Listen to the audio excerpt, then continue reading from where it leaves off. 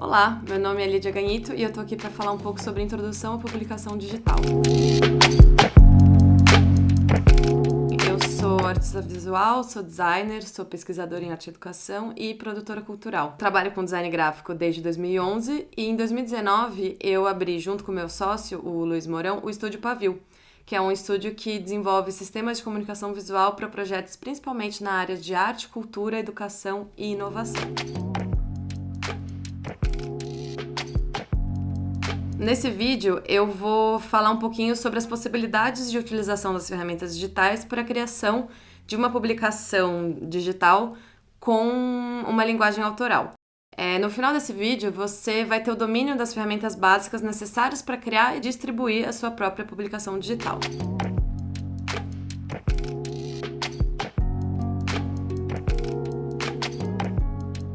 Antes de falar sobre as ferramentas em si, eu queria mostrar para vocês a importância que o projeto gráfico tem no entendimento de uma certa narrativa.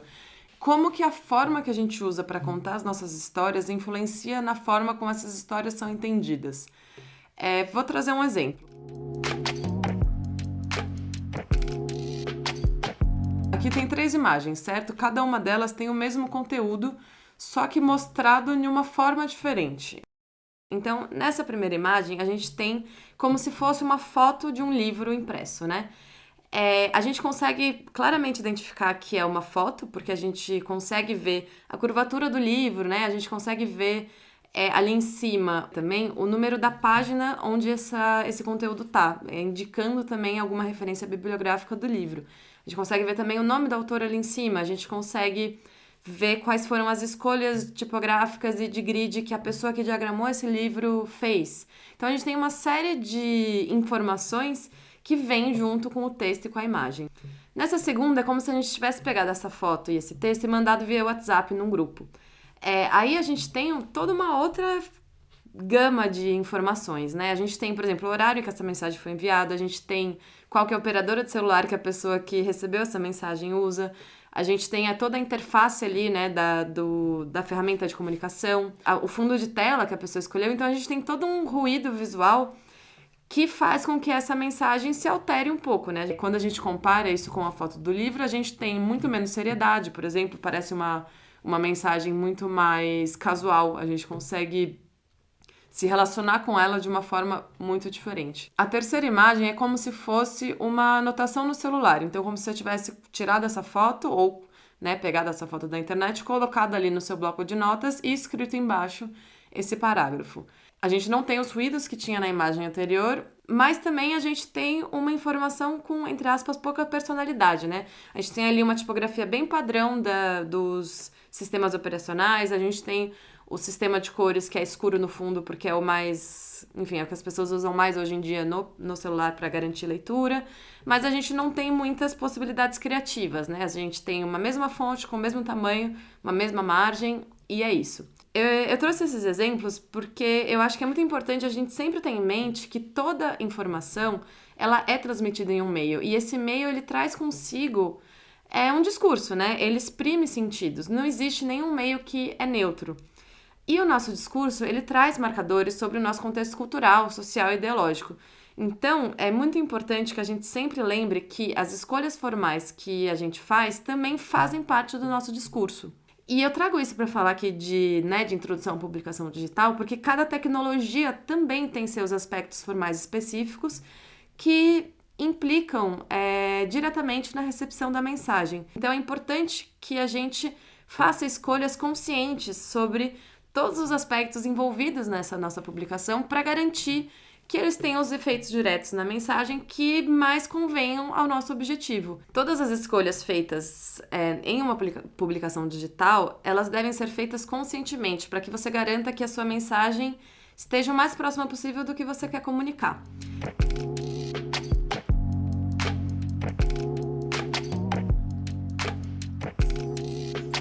Para montar uma publicação digital, você precisa começar escolhendo 4 coisas. Primeiro é a estrutura narrativa, ou seja, qual é a forma que você vai usar para contar essa história. A segunda coisa que você precisa definir é a ferramenta de edição, qual é o software que você vai usar para montar essa história.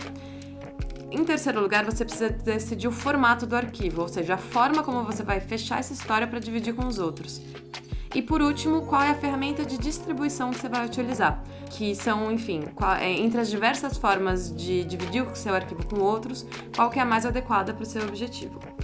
Vamos então agora falar um pouquinho sobre cada um desses 4 pontos? Primeiro, estrutura narrativa. Para você conseguir entender qual que é a estrutura narrativa que faz mais sentido para você, você primeiro precisa entender quais são os elementos de linguagem que você quer usar para contar essa história. Então você pode usar textos, fotos, desenhos, que são os elementos, né, que estão existentes ali nas publicações impressas. Mas lembrando que a gente está falando de uma publicação digital, você também pode usar vídeos, áudios, hiperlinks, enfim. Você pode enriquecer esse conteúdo com as ferramentas disponíveis na internet, né? Quando você decidir desses possíveis elementos quais você vai usar, você consegue entender entre as estruturas narrativas possíveis qual é a que faz mais sentido para o que você quer comunicar. Eu vou trazer aqui 4 exemplos de estruturas narrativas que eu acho que funcionam assim como exemplos paradigmáticos de possibilidades que podem ajudar vocês a mapearem aí quais são os caminhos que mais funcionam para vocês. O primeiro exemplo que eu vou trazer para vocês aqui é o do livro digitalizado, que é basicamente um livro que existe no mundo físico, né? E você pega e adapta ele para distribuição digital. Então pode ser tanto um livro impresso, né, numa impressora e que é escaneado, ou também um livro feito à mão e que é fotografado, como, por exemplo, é muito feita a distribuição de zines e etc. O segundo exemplo de estrutura narrativa que eu vou trazer é o da diagramação editorial. Ou seja, é um livro que ele é formatado digitalmente, mas ele é feito seguindo a estrutura de um livro impresso. Como se a gente pegasse o mesmo arquivo que a gente fosse usar para imprimir um livro e pulasse a parte da impressão e distribuísse diretamente esse PDF.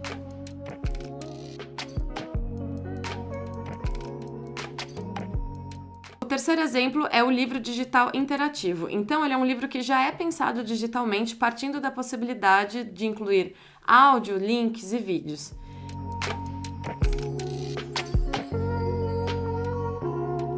O último exemplo que eu gostaria de trazer é o do website narrativo ou revista digital, que é uma plataforma que não tenta mimetizar um livro impresso, né? Ela utiliza a própria linguagem da web para estruturar o seu pensamento.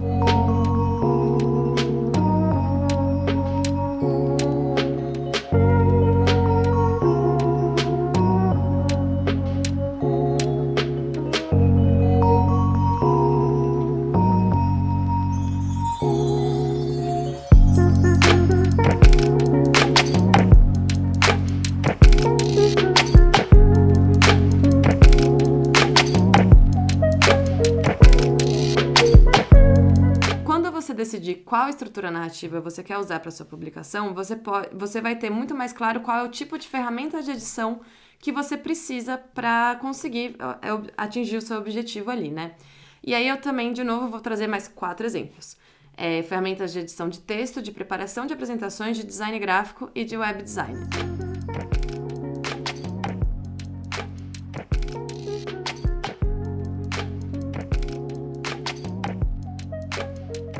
As ferramentas de edição de texto são, como o próprio nome diz, ideais para trabalhar com texto. Então, elas são muito boas para você lidar com textos longos. Elas têm algumas ferramentas que te ajudam ali a referenciar partes do texto, etc.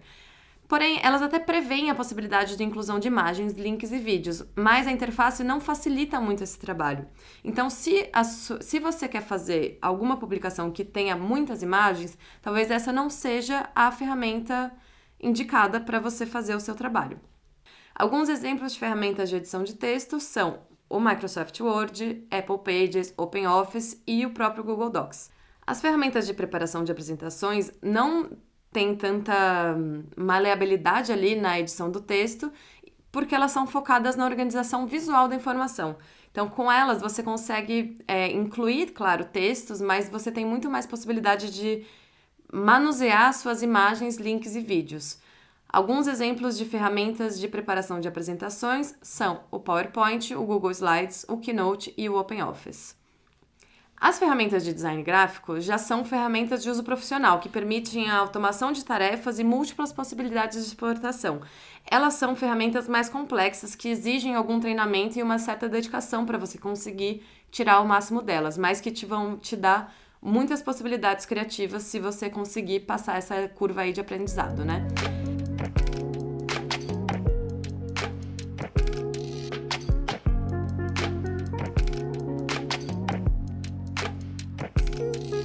Alguns exemplos de ferramentas de design gráfico voltadas para publicação digital são o Adobe InDesign, o Affinity Designer e também o Figma, que apesar de ser uma ferramenta mais voltada para web design, também pode ser usada criativamente como uma ferramenta de preparação de publicação digital.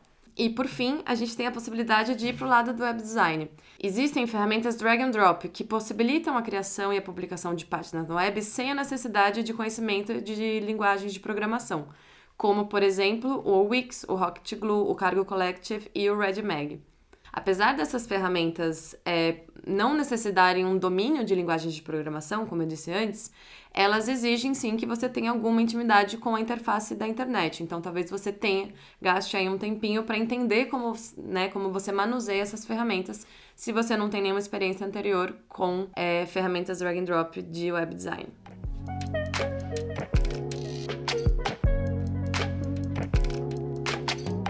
Bom, vamos agora falar um pouquinho sobre formatos de arquivo. O formato de arquivo é basicamente a forma como você vai fechar o seu arquivo para dividir ele com as outras pessoas.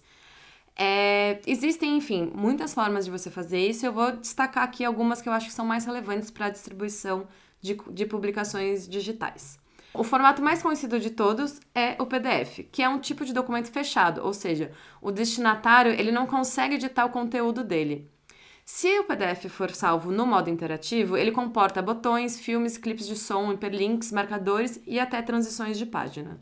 Para você conseguir abrir um arquivo no formato PDF, você precisa ou de um navegador web, ou de um programa como o Adobe Acrobat Reader, ou até mesmo um pré-visualizador de arquivos, como por exemplo o Preview do Mac e iOS. Um outro formato de arquivo importante para a gente conhecer quando a gente está falando de publicação digital são os formatos e-book. A maior característica desses tipos de arquivos é a possibilidade de adaptar o estilo e o tamanho da fonte de acordo com o dispositivo e a preferência do leitor. Para você ler um arquivo de e-book, você precisa ter um leitor como, por exemplo, o Kindle.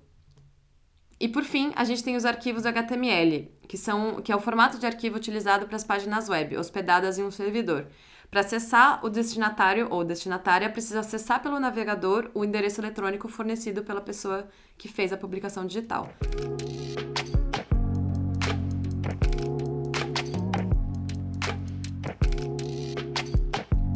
Retomando aqui, para você conseguir montar uma publicação digital, você vai precisar escolher uma estrutura narrativa, uma ferramenta de edição, um formato de arquivo e uma ferramenta de distribuição. Lembrando que você pode combinar essas possibilidades de diversas formas. Então, por exemplo, você pode fazer um livro digitalizado utilizando o Canva, fechar ele em PDF e mandar um link do ISU. Ou você pode fazer um livro interativo usando o Wix e mandar um link por e-mail. Enfim, as possibilidades são praticamente infinitas. O importante é que você tenha em mente muito claramente com quem que você quer falar e o que você quer falar para que você consiga achar a melhor forma de falar isso.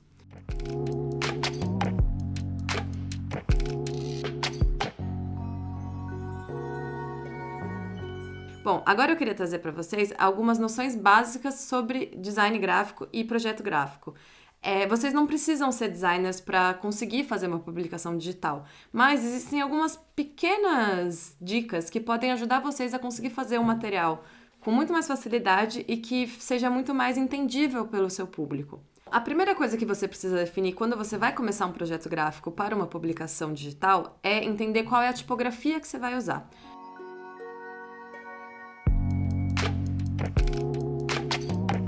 A tipografia nada mais é do que a fonte, né, que você tem ali disponível nas ferramentas de edição que você vai utilizar. Existem mais de 1 milhão de fontes disponíveis na internet de forma gratuita e de forma paga. Eu vou dar aqui algumas indicações de como você consegue escolher entre esse universo infinito de possibilidades quais são as melhores tipografias para você usar no seu projeto. Para o texto corrido, eu recomendo que você use ou tipografias sem serifa ou serifadas. As tipografias sem serifa, elas são bem limpas, então elas normalmente têm boa legibilidade e são as tipografias mais utilizadas em projetos web, né? Em projetos que envolvem a leitura de uma tela. Porque elas garantem que, enfim, as suas formas que são um pouco mais arredondadas e sem as serifas, né? Elas ajudam você a ter uma boa legibilidade no contraste com a luz. As tipografias serifadas, elas normalmente são mais indicadas para para as publicações impressas, mas também existem tipografias serifadas que são muito bem adaptadas para publicação digital. Então, eu recomendo que você utilize ou uma tipografia sem serifa ou uma tipografia serifada para o seu corpo de texto. Quando você for escolher a tipografia para os títulos e destaques, você já pode fazer escolhas um pouco mais arrojadas. Então, você pode escolher uma tipografia tipo black letter, uma tipografia caligráfica, até uma tipografia tipo fantasia, ou monospace. Essas tipografias, elas têm menos leitura, mas como você vai usar ela em blocos de texto menores, você consegue fazer essas escolhas um pouco mais ousadas sem cansar muito o olho da pessoa, né, que vai se relacionar com o seu conteúdo. Bom, agora vamos falar um pouquinho sobre os elementos básicos de layout. Vamos começar falando sobre margens. É muito importante que você mantenha margens de respiro na sua publicação. É muito comum que a gente queira condensar o máximo de informação possível na mesma página. Mas isso faz com que a pessoa que está lendo fique se sentindo um pouquinho sufocada. Eu sempre sugiro que vocês trabalhem com margens muito grandes de respiro, assim, tenta dar o máximo de margem possível, porque você destaca a informação que você está querendo trazer, e você garante que o olhar da pessoa se direcione diretamente para esse texto. É muito importante você também pensar no alinhamento do seu texto. A gente tem, assim, 3 tipos mais comuns de alinhamento, que é o alinhamento à esquerda, centralizado e justificado. No texto alinhado à esquerda, a gente tem mais o que a gente chama de dentes, né? Então, as linhas, elas não ficam com o mesmo comprimento, todas as linhas. Existem pessoas que sentem que isso incomoda na leitura. Existem pessoas que acham que isso ajuda, que a diferença no comprimento das linhas ajuda você a se identificar na página aonde você tá. Isso é uma escolha pessoal. Cada designer, cada pessoa que está formatando um texto tem pode ter uma escolha diferente. Eu normalmente prefiro alinhado à esquerda, mas é totalmente uma escolha de cada um. Outro ponto muito importante para vocês prestarem atenção é o espaçamento entre as linhas. Os mais comuns é o espaçamento simples, o espaçamento e meio e o espaçamento duplo. O espaçamento simples, ele basicamente é o padrão, né, de todas as fontes. No espaçamento e meio, você define que entre as linhas a gente tem 1,5 vezes o tamanho da fonte que você escolheu, e o espaçamento duplo é 2 vezes esse espaçamento. Os espaçamentos, eles ajudam a pessoa a ter respiros e condensações dentro ali do seu conteúdo. Então, se você deixar o espaçamento muito pequeno, a pessoa pode sentir o conteúdo um pouco sufocado, né? Como se tivesse tudo mais apertadinho. O espaçamento duplo, as coisas estão mais distantes, então você pode, né, ter uma sensação de amplitude, mas também de perda, né? Pode ser como se estivesse tão amplo que você não relaciona mais o conteúdo anterior com o próximo. São escolhas estéticas e são escolhas de comunicação. Você pode utilizar diferentes espaçamentos para sublinhar a mensagem que você quer comunicar.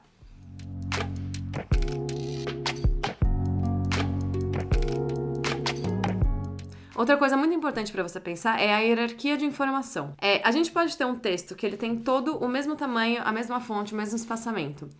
Ele vira um bloco de texto único, então você não consegue identificar, assim, batendo o olho, qual é a informação mais importante. Se você dividir esse texto em vários blocos, dando tratamentos diferentes para eles, você consegue destacar algumas informações, e isso cria sentidos. Então, por exemplo, se você destaca a primeira frase desse parágrafo, ele parece muito mais importante, né? Ele ganha um certo destaque ali na narrativa, o que pode ser uma ferramenta útil para você quando você estiver, né, fazendo a sua publicação.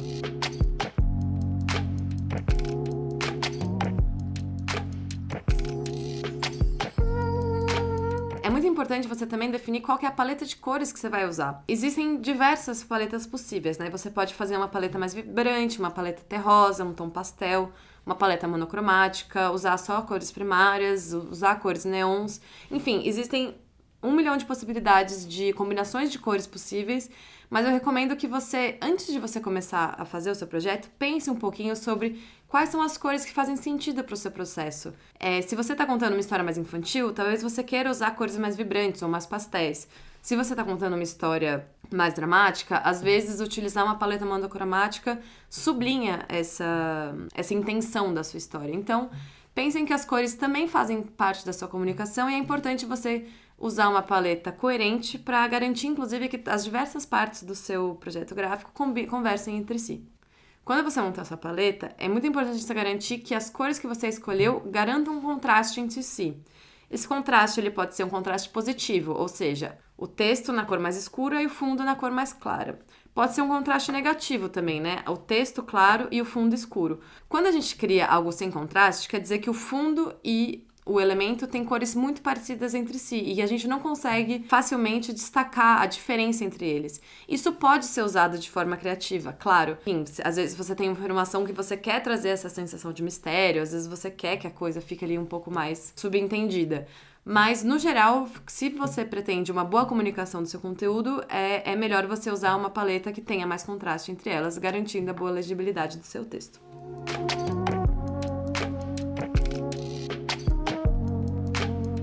Quando você for fazer a escolha de imagens para sua publicação, você pode fazer uma escolha reiterativa. Então, por exemplo, você tem um texto que fala sobre uma criança entediada e você traz uma foto de uma criança com cara de entediada. Você está reforçando a mensagem, juntando o texto com a imagem. Você também pode fazer uma escolha por uma imagem contrastante, ou seja, você traz um texto falando de uma criança entediada, mas traz uma foto de uma criança sorrindo. Então, você cria um contraste, né, entre texto e imagem que garante a construção de um novo significado ali.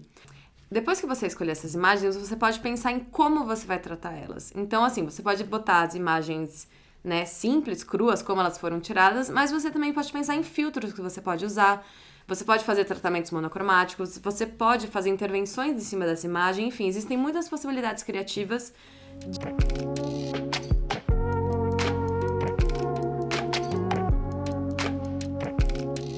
Eu normalmente tento evitar falar sobre o que é certo e errado em design gráfico. Eu acho que quase sempre isso depende de uma escolha subjetiva da pessoa que está, né, fazendo ali aquela peça. Às vezes uma escolha que eu acho boa, outra pessoa pode considerar ruim. Existe muita coisa que é estilo. Se for para falar sobre o que não fazer, eu acho que eu quis trazer para vocês aqui alguns exemplos de combinações que dificultam a comunicação de uma certa mensagem. É claro, você pode sempre usar isso propositalmente, mas é importante que você entenda que você está usando isso propositalmente.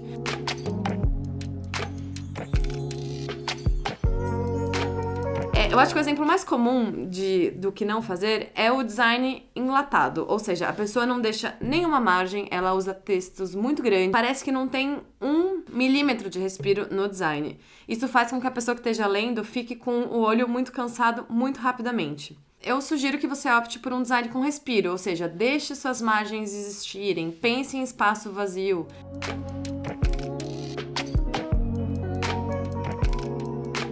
Outra solução que é muito comum que as pessoas usem, mas que eu acho que não funciona, é uma foto no fundo e um texto por cima sem uma caixa.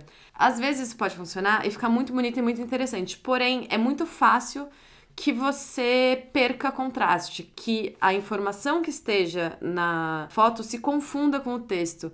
Uma solução muito simples que garante legibilidade e garante uma certa elegância no design é você colocar essa foto no fundo e colocar o texto sob uma caixa. Você põe uma caixa de uma cor chapada ali, e aí você já garante que não tem intervenção de um elemento sobre o outro.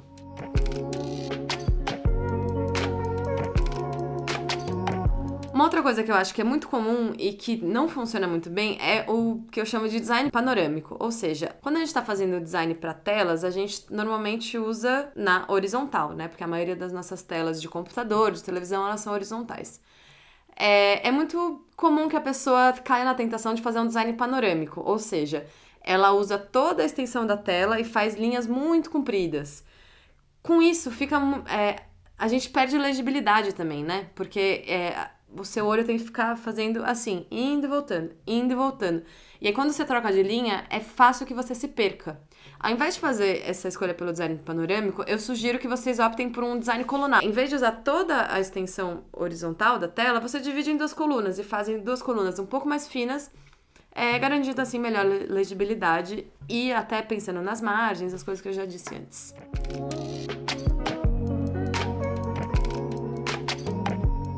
E por fim, eu acho que o exemplo máximo do que não fazer é o famoso saladão de frutas. Ou seja, muitas pessoas quando vão fazer a sua primeira publicação digital ficam muito animadas e querem usar todos os elementos possíveis Então usam muitas fontes, muitas imagens, foto, elemento gráfico, ilustração e bota tudo junto.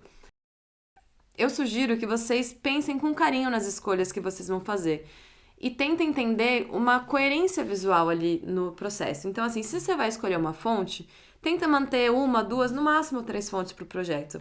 Se você vai usar fotos de arquivo, use fotos de arquivo. Se você vai usar ilustrações, use ilustrações. Se você vai misturar as duas, pense como que elas se relacionam entre si. Enfim, tenta lembrar sempre que tudo que você põe na sua publicação significa alguma coisa. Então, se você está escolhendo 6 fontes diferentes, você está comunicando 6 coisas diferentes. E às vezes não é bem isso que você quer, né? Você está tentando comunicar uma ideia mais direta. Enfim, acho que, em resumo, acho que toda essa conversa aqui era para falar que todas as escolhas que vocês fazem para montar sua publicação digital importam. Então, olhem para cada uma delas com muito carinho.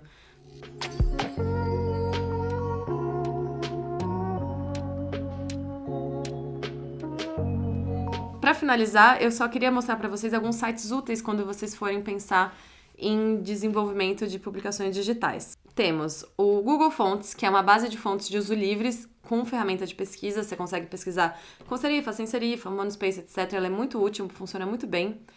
A Adobe Colors é uma ferramenta que permite a geração de paletas de cores a partir de fotos. Então você sobe uma fotinha lá e ele gera uma paleta de cores para você utilizar no seu projeto gráfico. O Color Dot é uma ferramenta interativa que permite a geração de paleta de cores de forma intuitiva. O Noun Project, esse é um dos meus favoritos, ele oferece uma coleção variada de ícones de uso gratuito, ele só pede que você dê, claro, os créditos. Para inspiração, nós temos o Behance, que é uma plataforma, é uma rede social, na verdade, mas é de divulgação de projetos de design, então você pode entrar lá e ver, você vai ter projetos muito bonitos para você se inspirar. Também temos o Awards, que é com 3 Ws, né, de www, que ele reúne sites premiados e inovadores para inspiração. Temos também o Unsplash, que é um estoque gratuito de fotografias de uso livre, com várias opções de texturas abstratas, caso você precise para o seu projeto gráfico. E, por fim, temos o Diagrams, que é uma ferramenta online gratuita para o desenho de diagramas e infográficos. E também, caso vocês queiram se aprofundar em alguns dos assuntos que eu trouxe aqui, eu recomendo alguns livros. O Políticas do Design, do Ruben Pater, ele é um livro que fala sobre a importância das escolhas de design, né, na comunicação e como isso impacta no discurso que a gente está fazendo. O Meio é a Mensagem é um clássico, né, do Marshall McLuhan e do Quentin Fiore. Quem quiser uma leitura um pouco mais densa, eu recomendo Design e Comunicação Visual, Contribuição para uma Metodologia Didática, do Bruno Munari.